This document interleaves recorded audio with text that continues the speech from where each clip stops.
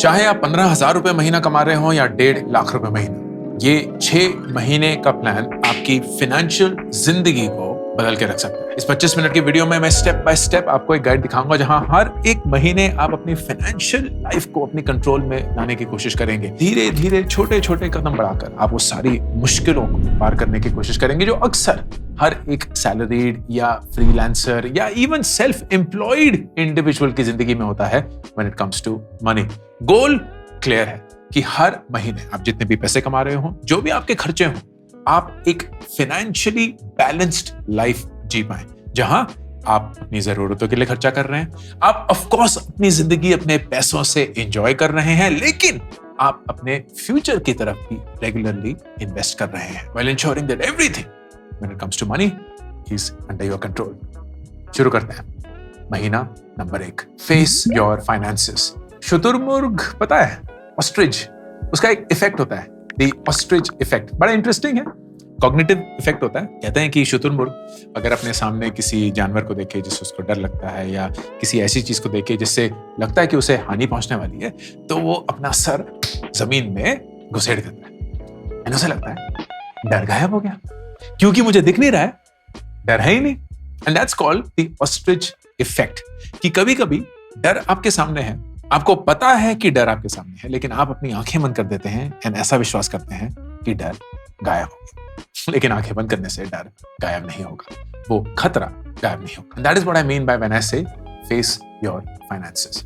इस एक महीने आपको हर रोज अपने हर एक खर्चे को फेस करना होगा, चाहे वो यूपीआई पेमेंट हो, चाहे वो ईएमआई हो, चाहे वो क्रेडिट कार्ड पेमेंट हो, चाहे वो कैश हो, चाहे वो किसी भी और रूप की पेमेंट हो।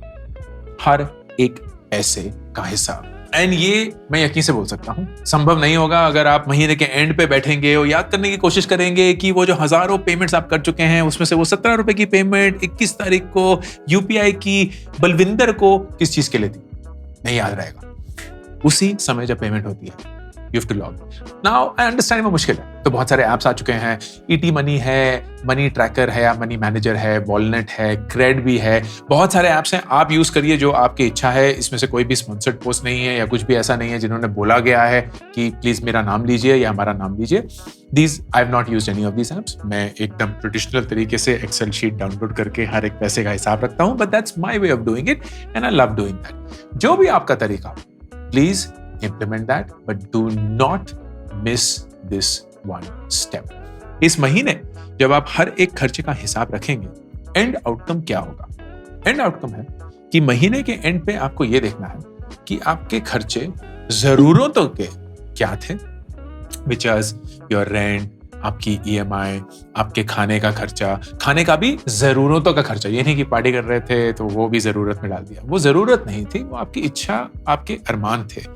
कोई और बिजली पानी का खर्चा, anything that you need to live life. दूसरा, आपकी इच्छाओं, आपके अरमानों पे क्या खर्चा किया आपने? कपड़े खरीद लिए, पार्टी करी, ऑर्डर इन किया, कहीं वेकेशन के लिए चल दिए, कहीं कोई फोन खरीद लिया, whatever the case is. Of course उसमें 2 हिस्से होंगे, एक वन टाइम परचेज, तो फोन खरीद लिया तो उस महीने बहुत ज्यादा खर्चा होगा, don't let that bog you down.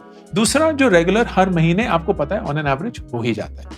And then तीसरा, अगर आपने कोई भी इन्वेस्टमेंट करी, anything that you know is going towards the future, zero भी है, कोई प्रॉब्लम नहीं है। इस 6 महीने के प्लान के अंत तक हम वो सब करना शुरू कर देंगे, but it's very important for you to identify these 3 buckets. जब ये सारी चीजें आपने कर ली, उसके बाद आपको कुछ डिसीजंस लेने होंगे। एक्चुअली डिसीजन नहीं है, आइडेंटिफिकेशन करना। एंड आइडेंटिफिकेशन होगा कि कहां मैं हैरान हो गया, क्योंकि मुझे लगता था कि यार हम जोमेटो स्विगी में 2000 रुपए खर्च करते हैं, पता चला कि 4000 रुपए खर्च करते हैं। मुझे लगता था कि सब्सक्रिप्शंस में मेरे 1500 रुपए खर्च होते होंगे, पता चला 2500 रुपए जा रहे हैं। मुझे एहसास हुआ यार एक ऑटो डेबिट डला हुआ है मेरे जिम का मेंबरशिप का, जो मैं पिछले 3 महीने से नहीं गया हूं। बहुत सारे ऐसे सरप्राइजेस आएंगे, and that's the point of this exercise. तो वो सारे ना आइडेंटिफाई करने होंगे। What were the things that surprised me? Positively या negatively? ऐसा भी हो सकता है कि आपको लगता था कि आप 2,000 रुपए ऑर्डर इन में खर्च करते हैं, but maybe it's only 1,000 to 1,500. Whatever it is, positive or negative, identify those surprises because that will be needed for month 2, which is Build your first safety net. Safety net क्या होता है? I don't know अगर आप कभी किसी circus में गए हैं कि नहीं. किसी जमाने में ना सर्कस हुआ करते थे. हमने बहुत देखे हैं. तो टेंट, बड़ा सा तंबू लगता था. There was this traveling professional team. हाथी भी हैं, शेर भी हैं, ट्रपीज के आर्टिस्ट हैं, क्लाउन्स हैं और वो सारे. And they used to create this तंबू, station themselves in a particular city और फिर वो सर्कस करते थे, which was a lot of fun, a lot of daredevil activities. वो हवा में स्विंग कर रहे हैं, एक दूसरे पे कलाबाजियां कर रहे हैं, एक दूसरे की टांगे पकड़ के स्विंग कर रहे हैं वगैरह वगैरह. बट ऑफ कोर्स उनके नीचे, क्योंकि खुदा ना खास्ता अगर कोई फिसल जाए या गिर जाए, एक सेफ्टी नेट होता था, एक जाला, जिसपे अगर वो गिरेंगे तो वो सुरक्षित रहेंगे. वही सेम चीज आपको अपनी जिंदगी के लिए when it comes to finances भी बनाने हैं. ये खुदा ना खास्ता अगर कुछ भी ऐसा हो जाए जिसकी वजह से आपकी इनकम रुक जाए, जिसकी वजह से कोई एक टाइम का एक्सपेंस आ जाए, गाड़ी खराब हो गई है, नॉट कवर्ड बाय इंश्योरेंस, घर में कोई डैमेज हो गया है, not covered by any other money that you have, किसी को जरूरत पड़ गई है पैसे की, शायद दोस्त को, and you really want to help that friend, आपको कहीं किसी को पैसे देने पड़ रहे हैं one time, whatever the case में भी, उसके लिए you need a buffer. And हम बहुत बड़ा इमरजेंसी फंड या एक बफर या एक सेफ्टी नेट बनाने की कोशिश नहीं करेंगे. We start small. तो इस महीने का टारगेट है कि जो भी हमारे मंथ 1 में हमने जरूरतों को आइडेंटिफाई किया एंड उसका एक लिस्ट बनाया कि हम हर महीने इतना खर्चा करते हैं, उतना अमाउंट हमने सेव करना. तो फर्ज करिए अगर आपकी तनख्वाह 20,000 रुपए एंड उस 20 में से 12,000 रुपए आपकी जरूरतों में चले जाते हैं, आपको अब 12,000 रुपए बचाने हैं. आपके बैंक में, आपके सेविंग्स अकाउंट में, किसी भी पॉइंट में वो 12,000 रुपए होने चाहिए. अब ये कैसे होगा? नंबर 1, जो भी आपने इच्छाओं की लिस्ट बनाई मंथ 1 के एक्सरसाइज पे, उसमें से जो जो सरप्राइजेस थे, अरे इस चीज को मैं इस्तेमाल भी नहीं करता, यहाँ खर्चा जा रहा है, मुझे लगता था यहाँ सिर्फ इतना ही खर्चा होता है लेकिन इतना ज्यादा खर्चा हो रहा है, उन सब में कटौती. एंड ये परमानेंट कटौती नहीं है. ये नहीं बोल रहा हूं कि जिंदगी जीना बंद कर दीजिए, मजे लेना बंद कर दीजिए, अय्याशी करना बंद कर दीजिए ना. It is simply a temporary exercise. 1-2 महीने की बात है. वो 1 महीने के जरूरतों का खर्चा आपको बचाना है, व्हाटएवर दैट अमाउंट इज. ऐसा भी हो सकता है कि वो 1 महीने में संभव ना हो, तो प्लीज अपने आप को मारिए मत. ये नहीं कि भूखे नंगे रह गए हैं लेकिन वो 1 महीने बचा के अंकुर बारी को हमारी जीत हुई. ना, कोई खुशी नहीं होगी इसमें. मुझे तो बिल्कुल नहीं होगी, आपको भी नहीं होनी चाहिए. Take your time. शायद 2 महीने लग जाए, शायद 3 महीने लग जाए, एंड वो 1 महीने की जरूरतों का खर्चा आपको बनाना है. Because that gives you a sense of responsibility, a sense of confidence, a sense of security. यार कल को अगर कुछ भी ऐसा हो जाए जिसकी हमें कोई कल्पना या कोई एक्सपेक्टेशन नहीं थी, we still at least for 1 month protected. इसको आगे बढ़ाएंगे आगे जाके, लेकिन ये एक छोटा कदम लेना जरूरी होगा. And that is month 2, building your first safety net. फिर आते हैं तीसरे महीने में, कर्ज को कैसे संभालें, इमरजेंसी फंड को कैसे बढ़ाएं. कर्ज बहुत बड़ा चंगुल है एंड अगर आप कर्ज मुक्त हैं, लोन फ्री हैं, you are truly blessed in today's world. हर हफ्ते जब मैं लोगों से मनी मैटर्स पे बात करता हूं, रूह कांप जाती है दोस्त. क्योंकि जो कहानियां आपको स्क्रीन पे दिखती हैं उससे तो बहुत सारी कहानियां हम रिजेक्ट कर देते हैं. वो कहानियां जहां हम मदद ही नहीं कर सकते हैं. लोग लाखों रुपए कमा रहे हैं और उससे भी कई ज्यादा उनकी लाखों की किस्त चल रही है. It is insane. आज सुबह मैंने एक आर्मी सोल्जर से बात करी जिनके सर पे कुछ 11 लोन चल रहे हैं. They could have lived a very different life, a very comfortable life. लेकिन नहीं. क्यों? ट्रेडिंग की लत लग गई. किसी पॉइंट पे जल्दी से पैसे कमाने की इच्छा हुई, पैसे उठाए पर्सनल लोन पे, गवा दिए. उसको पैसे बचाने के लिए और उठाए, वो भी गवा दिए. उसके लिए और उठाए, वो भी गवा दिए. एंड अब लोन पे लोन चल रहे हैं. एंड जहां आपकी जिंदगी आपके परिवार के साथ बहुत सुख शांति से गुजर सकती थी, अब ऐसी जद्दोजहद है कि कोई आइडिया नहीं कहां से रास्ता किनारा निकलेगा. एंड ये वो कहानी है जहां तब भी कुछ मुमकिन है. कुछ कुछ कहानियां ऐसी होती हैं जहां ना उनके पास घर है, ना उनके पास कोई सोना है, ना कुछ गिरवी रख सकते हैं, ना कोई एसेट है, कमा 70,000 रुपए रहे हैं, EMI महीने की 1,40,000 रुपए। क्या ही करेंगे आप इसमें? There's nothing that you can do. So this month 3 is about number 1, identifying कि आपके सारे कौन कौन से कर्ज चल रहे हैं, चाहे वो क्रेडिट कार्ड हो, पर्सनल लोन हो, होम लोन हो, एजुकेशन लोन हो वगैरह, उनको डिवाइड करना good loan and bad loan में, बताऊंगा कि वो क्या होते हैं, एंड फिर धीरे धीरे बैड लोन्स को खत्म करने का सिलसिला शुरू करना। गुड लोन और बैड लोन क्या होते हैं? गुड लोन्स वो होते हैं जहां आप कर्ज लेके कुछ ऐसा बना रहे हैं जो होपफुली आपके लिए पैसा बनाएगा। What are the examples? Education loan is a great example. मैंने जब एजुकेशन लोन लिया है एंड जिंदगी में सिर्फ एक ही बार लिया है, आई इंक्रीज्ड माई इनकम सिग्निफिकेंटली। बहुत सारे लोग जब लोन लेके पढ़ाई करने जाते हैं, they become skilled and make far more money. Home loan again a good example.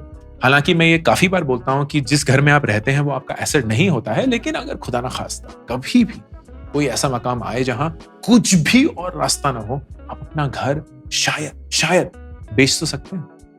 कुछ तो कीमत है ना, बुरे वक्त में वो साथ तो आ ही सकता है ना। तो आप अगर होम लोन लेके उस घर को बनाएंगे, that could also be a good loan to take. लेकिन car loan not so much, क्योंकि लोन आप लेंगे से 7 लाख रुपए का, जैसे ही आप गैराज से या शोरूम से बाहर निकलेंगे वो गाड़ी 7 से गिरकर 6.5 लाख की हो चुकी है। तो मतलब उसी क्षण पे अगर आप वो गाड़ी बेच देंगे, आपको तब भी 50,000 रुपए ज्यादा देने पड़ेंगे बैंक को, उसकी कीमत घटती रहती है। कोई भी पर्सनल लोन लिया आपने कुछ भी करने के लिए, फोन खरीदने के लिए, जूते खरीदने के लिए, अपने रोजी रोटी कह रहा हूं बट ठीक है, ग्रोसरी खरीदने के लिए, अपना महीने का खर्चा निकालने के लिए, उससे आप पैसे नहीं कमा रहे, बल्कि किसी और के लिए ही पैसे कमा के दे रहे हैं, और वो क्रेडिट कार्ड कंपनी या बैंक है। तो anything where you take a loan for something जो आपको पैसे नहीं बना के देता है is considered a bad loan. What will also be very interesting is, अक्सर गुड लोन्स जो होते हैं वो 10% से नीचे इंटरेस्ट रेट के होते हैं, जो बैड लोन्स होते हैं वो 11% से ऊपर के इंटरेस्ट रेट वाले होते हैं। सारे पर्सनल लोन 14-15% के, क्रेडिट कार्ड 35-40%, जो ये लोन एप्स हैं वो 28, 30, 35, कुछ तो 60% लिए जा रहे हैं। जो सारे हमारे रिश्तेदार हैं, जो सारे मनी लेंडर्स हैं, वो 24, 25, 30% हमसे ब्याज मांगते हैं। All of those are usually for bad things and that's why bad loans. घर का लोन, एजुकेशन का लोन, लोन अगेंस्ट प्रॉपर्टी, ये सारे अक्सर 7 से 9% के नीचे आ जाते हैं। गुड लोन्स बहुत सिंप्लीफाइड डिवीजन है बट मोर और लेस फिट होता है। तो आप अपने लोन्स को गुड लोन्स और बैड लोन्स में डिवाइड करेंगे। Good loans usually it's okay अगर लंबे पीरियड तक चलते हैं and they are paid off slowly. Bad loans जितनी जल्दी खत्म कर पाए बहुत जरूरी है। तो what is the approach towards bad loans? सबसे पहले सॉर्ट देम, जो भी आपके सारे लोन है, सॉर्ट देम विद जितना छोटा आउटस्टैंडिंग अमाउंट बचा हुआ है। ठीक है, जो भी आपका रेट ऑफ इंटरेस्ट वगैरह है उसको हम हटा देंगे। अभी हम छोटे से छोटा जितना बचा हुआ है उस पे फोकस करेंगे and we will start clearing one loan at a time. तो सबसे छोटे आउटस्टैंडिंग अमाउंट से शुरू करके सबसे बड़े आउटस्टैंडिंग अमाउंट तक हम धीरे धीरे उसको चुकाना शुरू करेंगे। That's usually called the snowball method of clearing a loan. हम छोटे लोन से शुरू करके एक बड़ा लोन कम करने की कोशिश करेंगे। साइकोलॉजिकली बहुत बेनिफिशियल होता है, क्योंकि जैसे जैसे आपके छोटे लोन क्लियर होते रहते हैं, एक मन की जीत सी महसूस होती है। बहुत बड़ा डेंट नहीं पड़ा होगा आपके फाइनेंसेस में, लेकिन तब भी ऐसा लगता है कि यार 5 से 4 लोन हुए, 4 से 3 लोन हुए, 3 से 2 लोन हुए, and you will take your time to get past this. वक्त लग सकता है दोस्त। मैं तो अभी महीने की बात कर रहा हूँ, तीसरे महीने में बोल रहा हूँ आपके कि लोन की स्ट्रैटेजी बनाइए, सालों लग सकता है। आई रिमेंबर, एंड बहुत कम लोगों को ये पता होगा क्योंकि मैं ज्यादातर इसके बारे में बात करता नहीं हूँ, लेकिन जब मैंने 2006 में जिंदगी में पहली बार कमाना शुरू किया, एक्चुअली पहली बार नहीं लेकिन MBA के बाद पहली बार जब कमाना शुरू किया, मेरे सर पर ऑलरेडी करीब 50 लाख का लोन था। 15 लाख रुपए मेरी एजुकेशन, 10 लाख रुपए माँ पापा ने जो होम लोन लिया था वो, और करीब 25 लाख रुपए का बिजनेस लोन जो पापा ने बिजनेस के लिए लिया था, वो नहीं चल पाया। तो on day 1 of my life when I started earning, मेरे पास ऑलरेडी एक नेगेटिव 50 लाख का नेटवर्थ था एंड 12 साल लग गए उसको क्लियर करने। 12 साल। आई एम रियली हैप्पी कि मैंने जल्दबाजी नहीं, कि ये नहीं था कि कोई शॉर्टकट लेने की कोशिश करूं, कहीं स्टॉक मार्केट में पैसे डाल दूं कि 5 के 10 हो जाएंगे, 10 के 20 हो जाएंगे, या कहीं कोई ऐसी इन्वेस्टमेंट कर दूं जहां रातों रात पैसा बन जाएगा, किसी ऐसे चंगुल में फंस जाऊं जहां मुझे लगेगा कि यार पैसे जल्दी से बन सकते हैं। आई वाज लाइक यार हर महीने थोड़ा थोड़ा देते रहेंगे, जितना भी वक्त लगेगा लग जाएगा। थैंकफुली सामने वाले लोग, खासकर वो 25 लाख रुपए जो बिजनेस लोन वाले थे, दे वर अंडरस्टैंडिंग, क्योंकि उन्हें पता था कि हम धीरे धीरे हर महीने कुछ ना कुछ चुकाने की कोशिश करते हैं। तो ईमान में कोई कमी नहीं थी, इंटेंशन में कोई कमी नहीं थी, बट जरिया नहीं था, हैसियत ही नहीं थी, औकात ही नहीं थी वो पूरे पैसे चुकाने की, तो धीरे धीरे करके चुका रहे थे। And that same thing happened. मेरे 10 साल का जो एजुकेशन का लोन था उसको मैंने 11 साल तक चलाया, क्योंकि कभी इतने पैसे ही नहीं थे वो करने थे। तो everything took its time, everything worked out slowly and 12 साल लग गए। लेकिन अगर आप आज मुझे देखते हैं, you'll be like, भाई के पास कितना पैसा है, ऐसे वीडियोस बना रहे हैं कि करोड़ों कमा रहे हैं, करोड़ों की इन्वेस्टमेंट है, ये सब वगैरह वगैरह। बट प्लीज रिकॉग्नाइज कि कुछ ही साल पहले I had cleared all my loans and became loan free. It's not like कि मैं पुश्तैनी रईस हूं या मेरे पास बेइंतहा पैसा था जिंदगी भर से। ये कुछ ही साल की बात है। But if I can get here, anybody can. तो अगर आपको 25 साल में ऐसा लगता है कि यार कर्ज के बोझ के तले दब चुके हैं, माँ पापा से वो कर्ज, भाई से बहन से वो कर्ज, खुद का कर्ज, तो जिंदगी में हम कभी भी कुछ नहीं कर पाएंगे, कुछ भी उखाड़ नहीं पाएंगे, दैट्स नॉट ट्रू। आप वाकई में जिंदगी बना सकते हैं, बहुत खूबसूरत जिंदगी बना सकते हैं, लेकिन उस जिंदगी तक पहुंचने के लिए जल्दबाजी मत मचाइएगा, क्योंकि वहीं सबसे ज्यादा गलतियां होंगी। तो तीसरे महीने में हम अपने लोन को अपने कंट्रोल में लेंगे, सबसे छोटे आउटस्टैंडिंग अमाउंट से शुरू करेंगे, धीरे धीरे वो लोन्स चुकाना शुरू करेंगे। एंड उसी के साथ अगर आपके लोन्स नहीं है, एंड गॉड ब्लेस यू अगर आपके पास लोन्स नहीं है, आप अपनी इमरजेंसी फंड को बढ़ाना शुरू करेंगे। तो जो पिछले महीने हमने टारगेट बनाया था 1 महीने की सेविंग करने का, उसी को अब हम 3 महीने करने की कोशिश करेंगे। अगर आप एक ऐसी जॉब करते हैं जहां इनकम अनप्रेडिक्टेबल है, फ्रीलांसिंग हो गया, गिग इकोनॉमी हो गया, तो 6 महीने के लिए ट्राई करेंगे। अगर सैलरीड एम्प्लॉयड है तो 3 महीने तक हो सकता है सही, लेकिन अगर अनप्रेडिक्टेबल जॉब है तो 6 महीने, and that will be month 3। अब चौथे महीने में हम अपनी इन्वेस्टिंग जर्नी शुरू करेंगे। अब इन्वेस्टिंग जर्नी 3 तरफा होती है। एक जो आपकी ऑटोमेटेड डिडक्शंस होती है। अगर आप सैलरीड एम्प्लॉयड हैं तो पीपीएफ ईपीएफ आपका कट गया, एम्प्लॉय प्रोविडेंट फंड, आप शायद एनपीएस में इन्वेस्ट कर रहे हैं, शायद आपने पीपीएफ भी खोल रखा है, कुछ ऐसा है जो रेगुलरली चला जा रहा है। It's not the best investment to make, लेकिन अगर आप कर रहे हैं, don't try to maximise it, don't try to do more of it. जितना हो रहा है उतना ही काफी है, क्योंकि उस पे 7 मैक्सिमम 7.5% मिलेगा आपको। हाँ, वो टैक्स फ्री है वगैरह वगैरह, लेकिन 7.5% से आप कई ज्यादा कमा सकते हैं, एंड टैक्स देने के बाद भी वो 7.5 से ज्यादा हो सकता है। बट ठीक है, that's one side which is the safe side. फिर दूसरा is what I call safe investments, predictable investments. ये क्या होती हैं? डेट म्यूचुअल फंड्स हो गए, गोल्ड हो गया, थोड़ा बहुत real estate, not in terms of actual real estate but may be REITs या रियल एस्टेट इन्वेस्टमेंट ट्रस्ट हो गए। So you can invest in what are relatively safe non stock market investments. And a good benchmark is कि अगर आपकी उम्र 25 साल है या X है, जो भी हो, 35 हो, 40 हो, तो उतना ही % अपना जितना आप इन्वेस्ट करना चाहते हैं उसका उतना ही %। तो अगर आप 25 साल के हैं 25%, अगर आप 35 साल के हैं तो 35% ऑफ योर इन्वेस्टमेंट अमाउंट आप सेफ एसेट्स की तरफ डालेंगे। बाकी का अमाउंट आप स्टॉक मार्केट में डालेंगे। स्टॉक मार्केट में भी कहां डालेंगे? We'll start with what are safer places to invest, जिनको हम इंडेक्स म्यूचुअल फंड बोलते हैं। इंडेक्स म्यूचुअल फंड एक इंडेक्स को ट्रैक करते हैं। फॉर एग्जांपल निफ्टी 50 एक ऐसा इंडेक्स है जो कि भारत की टॉप 50 कंपनीज जो हैं बाय साइज, उनको ट्रैक करता है। तो स्टॉक मार्केट या बॉम्बे स्टॉक एक्सचेंज में जो भी टॉप 50 कंपनियां हैं वो कौन सी हैं, कितनी बड़ी हैं, उसी के हिसाब से उसमें इन्वेस्टमेंट होती है। तो अगर आपने 100 रुपए डाल दिए तो वो 2-2 रुपए हर 50 कंपनी में नहीं डालेगा, वो शायद 3.5 रुपए रिलायंस में डाल देगा क्योंकि वो सबसे बड़ी कंपनी है, एंड शायद 20 पैसे ही 50वीं कंपनी में डालेगा क्योंकि उन 50 में से वो सबसे छोटी कंपनी है, and it will split itself. आपको दिमाग नहीं लगाना, आपको कुछ नहीं सोचना है, फंड मैनेजर आपके लिए सब कुछ करेगा। आपको एक निफ्टी 50 के इंडेक्स फंड में इन्वेस्ट करना है। बहुत सारे ऐसे इंडेक्स हैं, निफ्टी नेक्स्ट 50 मतलब 51 to 100 साइज वाली कंपनी, मिड कैप इंडेक्स जहां आप मिडिल साइज कंपनीज में इन्वेस्ट करते हैं, स्मॉल कैप इंडेक्स जिसमें आप स्मॉल साइज कंपनीज में इन्वेस्ट करते हैं। रिस्की बहुत होते हैं, तो मेरी राय रहेगी कि निफ्टी 50 और निफ्टी नेक्स्ट 50 तक ही रहिए, बिकॉज चौथा ही महीना अभी चल रहा है, अभी छठे महीने तक हम थोड़ा सा और क्लूड इन हो जाएंगे, कंफर्टेबल हो जाएंगे, तो थोड़ा सा और रिस्क लेना शुरू करें। Now while you are doing that, इसी महीने में हम इंश्योरेंस की तरफ भी कदम बढ़ाएंगे। इंश्योरेंस हमें सेफ्टी या सिक्योरिटी प्रोवाइड करता है।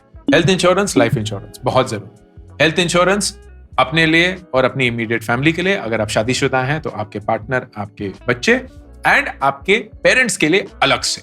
क्यों? क्योंकि उम्र ज्यादा है, तो हेल्थ इंश्योरेंस उनके लिए बहुत महंगा होगा, एंड अगर आप उनके साथ क्लब हो जाएंगे तो आपका प्रीमियम अननेसेसरली महंगा हो जाएगा। अगर आप एक कॉर्पोरेट एम्प्लॉय हैं और आपका ऑलरेडी एक हेल्थ इंश्योरेंस है, तब भी अपना लीजिए। क्यों? क्योंकि जिस दिन आप कंपनी छोड़ेंगे आपकी वो इंश्योरेंस लैप्स हो जाएगी एंड सारे बेनिफिट्स रीसेट हो जाएंगे। अगर खुद की इंश्योरेंस है तो वो कंटिन्यूअस रहेगी। लाइफ इंश्योरेंस सिर्फ टर्म इंश्योरेंस इवैल्यूएट करिए 60 साल की उम्र तक मिनिमम, क्योंकि उस दौरान अगर आपकी जिंदगी को खुदा ना खास्ता कुछ हो जाता है तो आप जिसको नॉमिनेट करेंगे उनको वो इंश्योरेंस अमाउंट मिलेगा।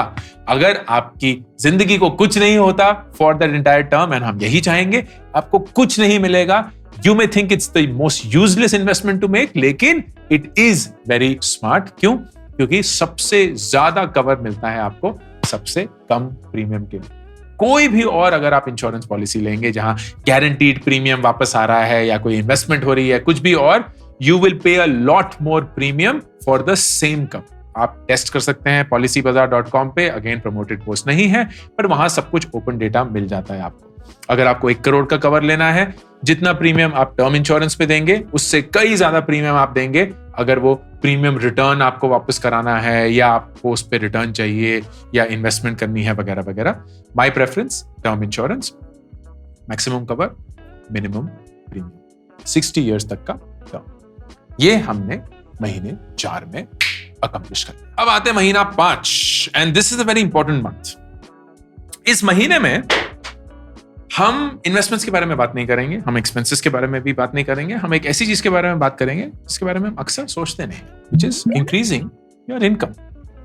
आप एक्सपेंसेस किसी हद तक ज्यादा गिरा नहीं सकते क्योंकि जिंदगी तो जीनी है ना, लेकिन आप इनकम किसी भी हद तक बढ़ा सकते हैं, उसकी कोई सीमा नहीं। आप अपनी हसल से, अपने वक्त से, अपने स्किल से, अपनी नॉलेज से अपनी इनकम किसी भी दिशा में ले जा सकते हैं, कितनी भी हद तक बढ़ा सकते हैं।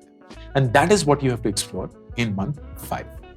अगर आप एक जॉब कर रहे हैं तो can you get a raise in the same job? Can you change your job to get a raise?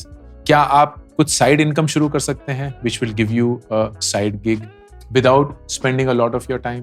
क्या आप अपने स्किल्स को लेवरेज करके कुछ ऐसा बना सकते हैं जो आपके लिए एक पैसिव इनकम जनरेट करे? फ्रीलांसिंग हो गई, टीचिंग या ट्यूटरिंग हो गया, डिजिटल प्रोडक्ट्स क्रिएट कर सकते हैं, पार्ट टाइम कंसल्टिंग कर सकते हैं, रेंटल इनकम भी जनरेट कर सकते हैं डिपेंडिंग ऑन कि आपकी इनकम किस लेवल पे है एंड क्या आप रेंट कर सकते हैं। ये रियलाइज करिए कि इस महीने तक आप अपने इनकम और एक्सपेंसेस को अच्छे से बैलेंस कर चुके हैं। मतलब अगर कुछ भी एक्स्ट्रा पैसा आएगा वो स्ट्रेट अवे एक प्रॉफिट होगा एंड आप उसको जिस तरीके से यूज करना चाहें कर सकते हैं। थोड़ा पैसा अपनी जिंदगी को एंजॉय करने के लिए यूज करिए, थोड़ा पैसा इन्वेस्ट कर दीजिए, and that is the beauty of it. तो वो 5,000 ही क्यों ना हो, 10,000 ही क्यों ना हो, any money is straight profit which can be diploid. उसमें कुछ और खर्चा नहीं होगा, शायद आपके वक्त के अलावा। अब ये भी ऐसा पॉसिबल नहीं है एक ही महीने में अचीव हो जाए, शायद वक्त लगेगा अपने आप को स्किल करने के लिए, समझने के लिए, कुछ कोर्सेज लेने के लिए, but that is the investment that you should make. क्योंकि ये इन्वेस्टमेंट अगर आपने सही से कर ली, you can actually generate a lot more income going forward. And फिर आता है छठा फाइनल मंथ, ऑटोमेशन। ऑटोमेशन ना डिसिप्लिन और मोटिवेशन को हटा देता है। अगर मैं आपसे ये बोलूं कि हर महीने आपको पूरी शिद्दत के साथ इन्वेस्ट करना है, यू विल बी लाइक हाँ ब्रो करना है, लेकिन महीने के एंड में अगर पैसे नहीं बचे, यार इस महीने नहीं कर पाए, अगर बहुत ज्यादा बच गए, चलो इस महीने पागलों जैसे इन्वेस्ट कर दो, अगर इर्रेगुलर है तो मार्केट ना गिरने की वेट करते हैं, नहीं मार्केट ना बढ़ गई है, मार्केट ना ये, मार्केट ना वो, you suddenly start playing with the market. You start thinking कि कैसे इन्वेस्ट करें कि नहीं करें, कितना करें. Instead, अगर आप सब कुछ ऑटोमेट कर दें, you figure out that you just want to bring down the decisions in your life. आपके सारे bills automatically paid, आपकी सारे SIPs automatically deducted, आपकी सारी EMIs automatically given to the bank. सारे payments जितनी हद तक हो सके ऑटोमेट करिए, ताकि दिमाग ना लगाना पड़े पैसा कहां जा रहा है, फुल विजिबिलिटी हो कि पैसा कब जाएगा, एंड फुल कंट्रोल हो कि वो पैसा आप क्यों खर्च कर रहे हैं. अगर ये 6 महीने का प्लान आपने अकम्प्लिश कर लिया, you will be in the league of very very few people in the world जिनके पास फुल कंट्रोल है ओवर देयर फाइनेंशियल जर्नी. अमीर लोग ना इसलिए अमीर नहीं होते कि उनको पता ही नहीं है कि वो पैसा कहां खर्च कर रहे हैं, जेबों से पैसे निकल रहे हैं, पागलों जैसे पैसे खर्च हो रहे हैं. ना, वो अमीर इसलिए होते हैं क्योंकि वो हर एक पैसे का हिसाब रखते हैं. वो जानते हैं कि वो पैसा क्यों खर्च हो रहा है, कैसे खर्च हो रहा है, कब खर्च हो रहा है, and they are in full control. वही प्लेस अगर आप पहुंच गए, वही जगह, वही मकाम, you are rich. It's just a matter of time कि वो अमाउंट कितना है, but you already have the mindset of somebody who is rich, and that's where I want everyone to be. अगर हर एक शख्स इस पॉइंट तक पहुंच जाए जहां उन्हें अपने पैसे का हिसाब है, that is the rich life. फिर तो अमीर बनने से आपको कोई नहीं रोक सकता. This is Ankur Warikoo signing off. Career को लेके मेरी चौथी किताब एक बहुत ही सिंपल, बहुत ही रिलेटेबल, बहुत ही प्रैक्टिकल जरिए से लिखी गई है. काश कि ये बुक मुझे किसी ने दी होती जब 24 साल की उम्र में मैं एकदम कंफ्यूज था कि अपने करियर के बारे में क्या करूं, अपनी जिंदगी की दिशा क्या बनाऊं. ये किताब मैंने उसी 24 साल के अंकुर के लिए लिखी है, आपके लिए लिखी है.